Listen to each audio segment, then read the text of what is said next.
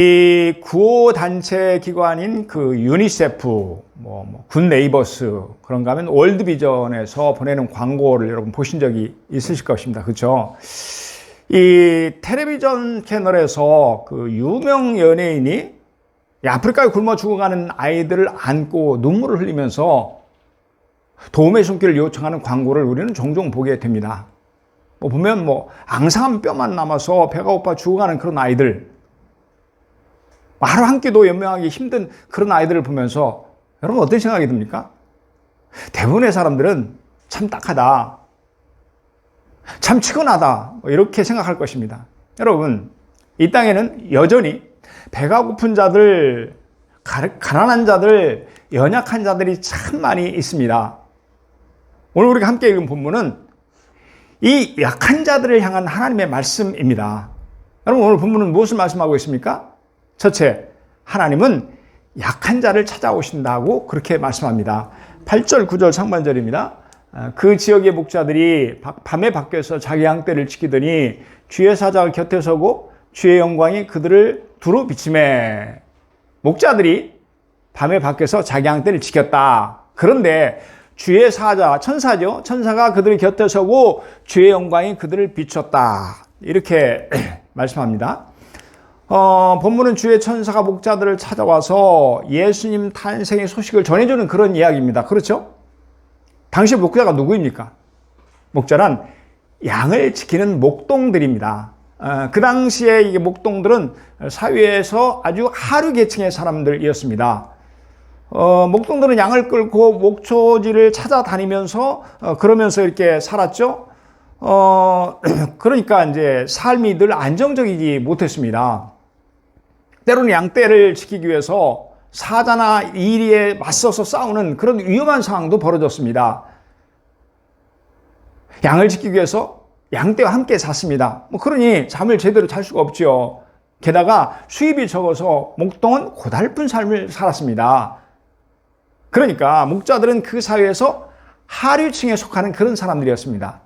그런데 천사들은 이런 천한 계층 약자들에게 예수님의 탄생 소식을 전해준 것입니다. 여러분, 천사들은요, 왕궁에 가서 복음을 전하지 않았습니다.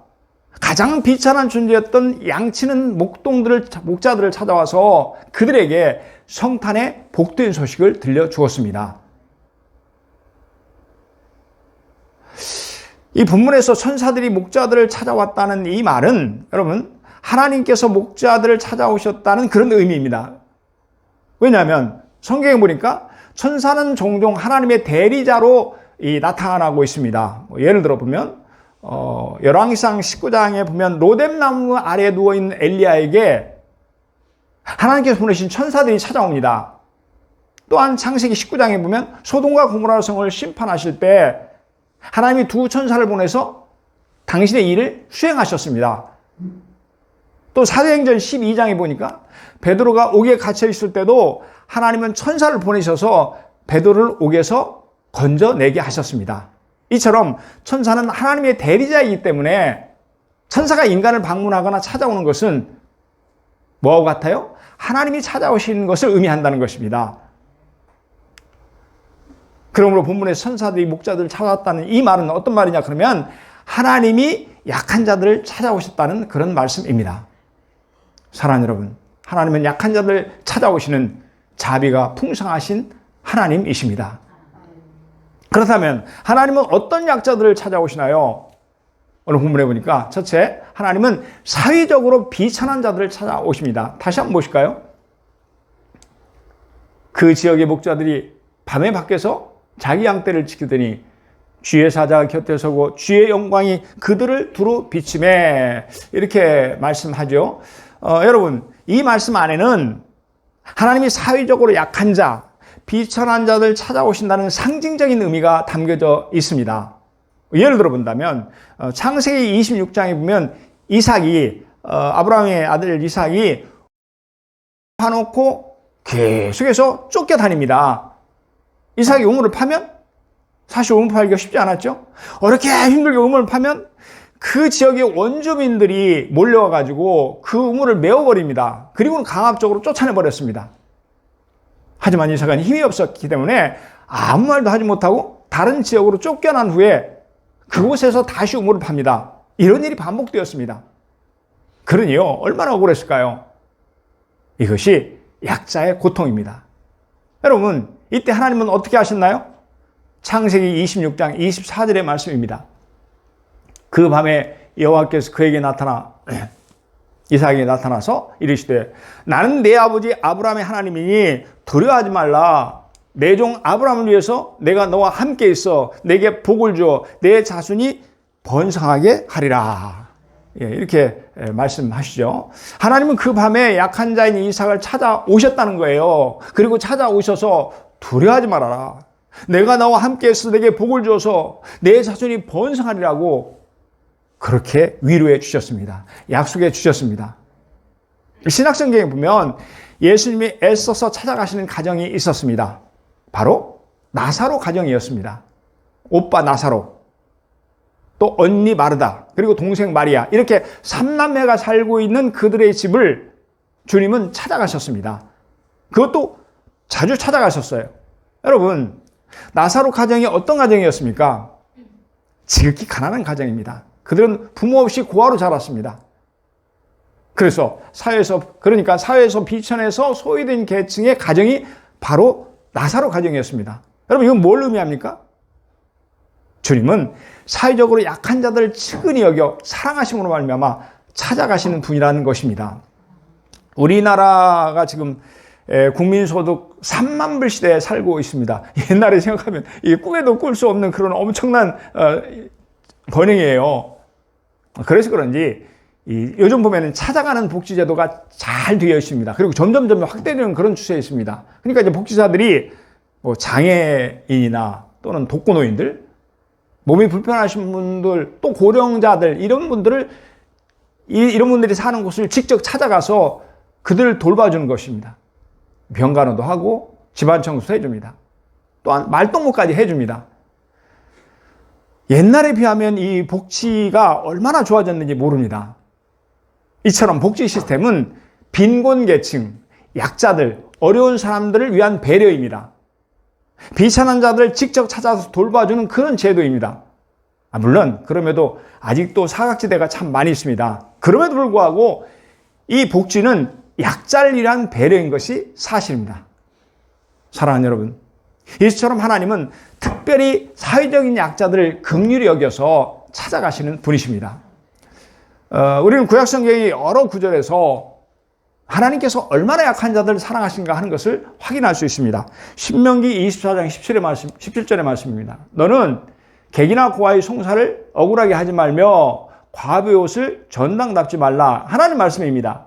이스라엘 백성들에게 객이나 나그네나 고아의 송사, 재판이나 분쟁을 얘기하는 거죠. 그걸 억울하게 하지 말라는 거예요. 과부의 옷을 전당 잡지 말아라. 왜 전당 잡지 말아야 돼요? 그것밖에 없으니까. 신명기 10장 18절에 말씀입니다. 고아와 과부를 위하여 정의를 행하시며 나그네를 상하여 그에게 떡과 옷을 주시나니. 누가 그런다고요?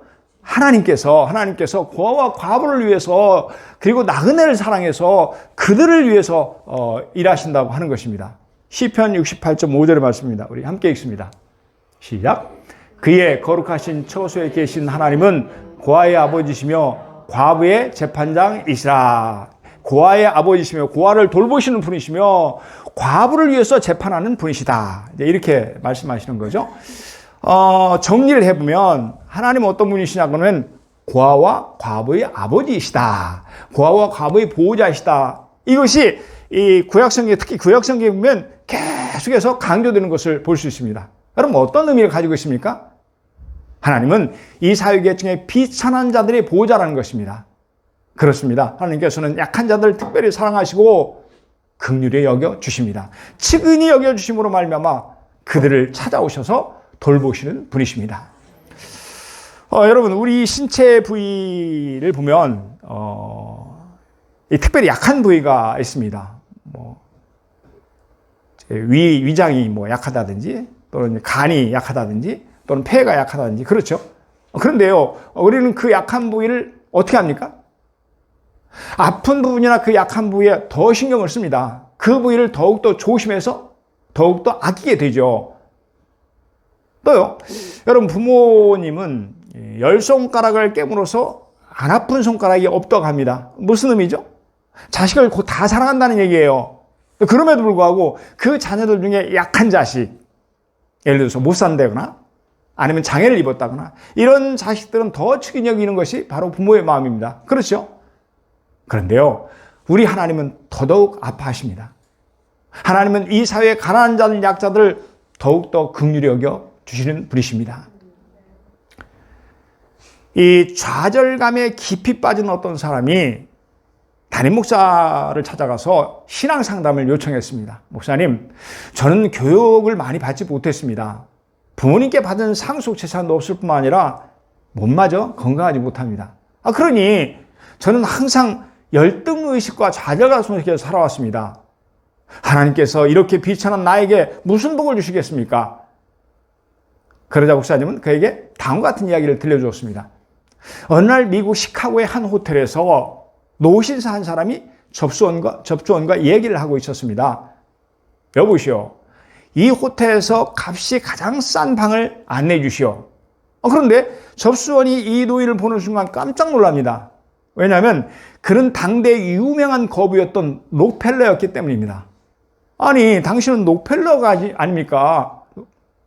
당신의 아들은 우리 호텔에 오면 언제나 제일 비싼 방을 구하는데 어떻게 당신은 제일 싼 방을 구한단 말입니까?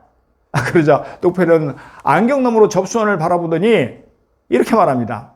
내 아들에게는 나 같은 부자 아버지가 있지만 나에게는 그런 아버지가 없다오. 이렇게 말했답니다. 이 이야기를 마친 목사님은 시리에 빠진 사람에게 말합니다.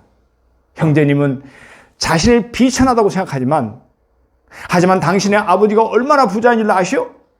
그거 대답합니다. 아니, 우리 아버지가 부자라고요? 놀라는 형제에게 목사님은 부드럽게 말합니다. 형제님은 예수님을 믿나요? 네, 믿습니다. 형제님은 하나님을 아버지라고 부르죠? 네, 부르죠. 그 아버지 하나님이 얼마나 부유하시고 존귀하신 분이신가요? 형제님은 바로 그 하나님의 아들이란 말입니다. 아시겠어요? 사랑하는 여러분, 우리가 비록 비천한 자일지라도 우리 아버지가 되시는 하나님은 한없이 부유하신 분이십니다. 그분은 만왕의 왕이십니다. 만주의 주이십니다. 이 세상 모든 것의 주인이십니다. 여러분 아멘입니까? 그 하나님이 비천한 우리를 찾아오십니다. 친히 우리를 위로해 주십니다. 사랑하는 여러분, 여러분 사회적으로 약자입니까? 그렇다면 하나님은 여러분을 더욱더 사랑하십니다. 여러분을 잊지 않고 찾아오십니다. 그렇습니다. 하나님은 친히 찾아오셔서 연약한 우리를 돌보시는 자비의 아버지신 줄로 믿습니다. 아멘, 아멘. 여러분, 하나님은 또 어떤 약한 자를 찾아오시나요? 첫째는 사회적으로 비천한 자를 찾아오십니다. 둘째는요, 하나님은요, 믿음이 연약한 자를 찾아오십니다. 누가복음 24장에 보니까 엠마오로 내려가는 두 제자를 소개하고 있습니다. 당신은 예수님이 십자가에 달려 죽으신 지 사흘째 되는 날이었습니다. 이들은 그날 아침 몇몇 여자들로부터 예수님이 부활했다는 소식을 들었습니다. 하지만 그 사실이 믿어지지 않았습니다. 그러자 두 제자는 예루살렘에 계속 머무는 것이 그들의 신변에 위협이 있는다는 것을 알고는 엠마오로 내려가는 중이었습니다. 그런데 바로 그때 부활하신 께서 그들을 찾아오십니다. 누가복음 24장 15절 16절의 말씀입니다. 그들이 서로 이야기를 하며 문의할 때 예수께서 가까이 이르러 그들과 동행하시나 그들의 눈이 가리워져 그인 줄 알아보지 못하거늘. 예수님께서 그들과 함께 하셨는데 그들이 알아보지 못했다. 예수님은 그들과 동행하면서 당신에 대해서 자세하게 풀어서 설명해 주셨습니다. 그러자 그들이 마음이 뜨거워집니다. 마을에 도착했고 그때 그들이 예수님을 집으로 초대해서 음식을 먹을 때야 비로소 그들은 자기들과 함께 하신 분이 부활하신 예수님인 사실을 깨닫게 됩니다. 그러자 그들은 즉시 일어나서 예루살렘으로 돌아갑니다. 그리고 예수님의 제자들에게 이 사실을 알려줍니다. 부활하신 예수님이 나타나셨어. 우리에게 말씀하셨어. 그때 마음이 내가 뜨거워졌다니까. 그렇습니다. 예수님은 믿음이 떨어진 두 제자, 믿음이 약해진 두 제자를 내버려두지 않으시고 찾아오셨습니다. 찾아오셔서 그들의 믿음을 다시 끌어올려서 그들에게 확신을 주셨습니다. 다시 한번 믿음의 불이 붙게 하심으로 말미암아 그들을 예루살렘으로 돌아오게 해 주셨습니다. 여러분, 자동차에 기름이 떨어지면 어떻게 됩니까? 자동차가 꼼짝하지 못합니다. 전혀 움직일 수가 없습니다. 이처럼 하나님의 자녀인 성도에게 믿음이 떨어지면 어떻게 됩니까? 그러면 나약해지고 무기력해집니다. 두려움이 찾아옵니다. 재미가 없어요. 살맛이 안 납니다. 그렇죠? 그러니까 하나님 우리의 믿음이 떨어져 무기력해지면 우리를 불쌍히 여기셔서 우리에게 찾아오신다는 말씀입니다. 열왕기상 18장은 갈멜산의 대결에서 승리함으로 말미암아 믿음이 충만한 엘리야를 소개합니다. 그러나 그 다음 장인 이 열왕기상 19장을 보면 정반대의 엘리자 선지자의 모습이 나타납니다. 아합의 아내 이세벨이 생명의 위협을 느낀 이 엘리야 선지자는 광야로 도망을 갑니다. 가다가 로뎀나무 아래에 앉아서 하나님 앞에 죽기를 구합니다. 여러분, 이것을 보면서 우리가 깨닫는 것이 있습니까? 우리의 믿음은 언제나 충만하지만은 않다는 것입니다. 어제는 믿음이 참 좋았지만 오늘은 그 믿음이 바닥을 칠 수가 있다고 하는 것입니다. 이렇게 엘리야의 믿음이 흔들리며 심히 연약해졌을 때 하나님께서는 외면하지 않으셨습니다. 하나님은 믿음을 소진한 엘리야를 친히 찾아오셨습니다. 믿음이 떨어진 엘리야를 찾아가셔서 그를 어루만져 주셨습니다. 떡과 물을 주시면서 그에게 새 힘을 주셨습니다. 여호와의 천사가 또 와서 어루만지며 이르되 일어나 먹어라. 내가 갈 길을 다 가지 못할까 하노라 하는지라. 이에 일어나 먹고 마시고 그 음식물의 힘을 의지하여 40주 40야를 가서 하나님의 산 호렙에 이르니라. 이렇게 말씀합니다. 이처럼 엘리야는 찾아오신 하나님이 인하여 새 힘을 얻게 됩니다. 믿음이 회복되었습니다. 그 믿음이 새롭게 되어서 그에게 주신 사명을 잘 감당했습니다.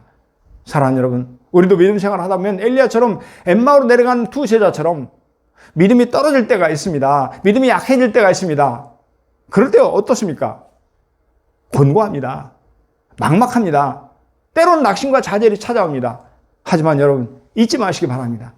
하나님은 결코 우리를 버리지 않으십니다. 우리를 떠나가지 아니하십니다. 절대로 내버려 두지 않으십니다. 그때 하나님은 친히 우리를 찾아오십니다. 찾아오셔서 여러분의 손을 잡아주심으로 다시 한번 믿음으로 굳게 세워주십니다. 여러분 아멘입니까? 복음송 가사에 이런 게 있죠.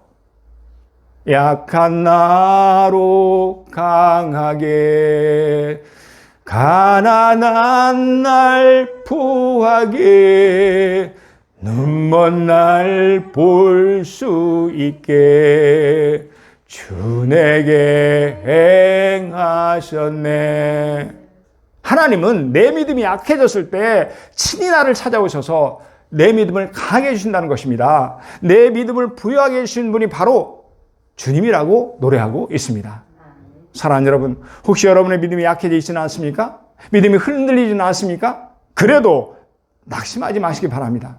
하나님이 여러분을 긍휼히 여겨 주십니다. 하나님이 여러분을 홀로 두지 않으시고 반드시 찾아오십니다. 찾아오셔서 여러분의 믿음을 붙잡아서 강하게 하셔서 다시 벌떡 일으켜 세워 주십니다. 여러분 아멘입니까? 우리 피아노 만져서 약한 나로 강하게 우리 간절한 마음으로 뜨거운 마음으로 함께 불렀으면 좋겠습니다.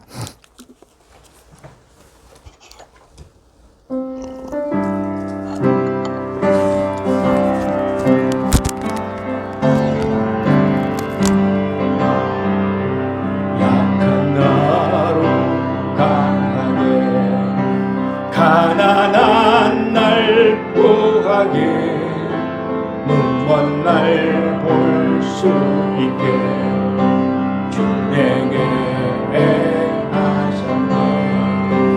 호산나 호산나 죽임 당한 어린 양 호산나 호산나 예수 다시 사셨네. 내가 건너야 거기서 내 죄 씻고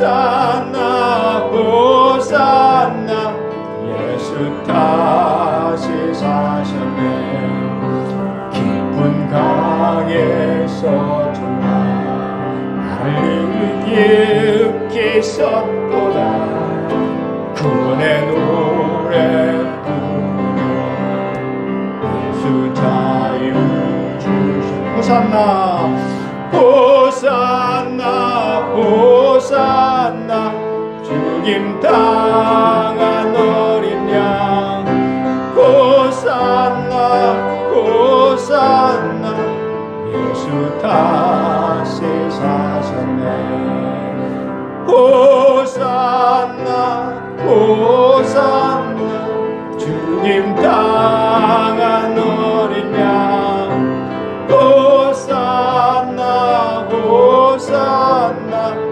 예수 다시 사셨네.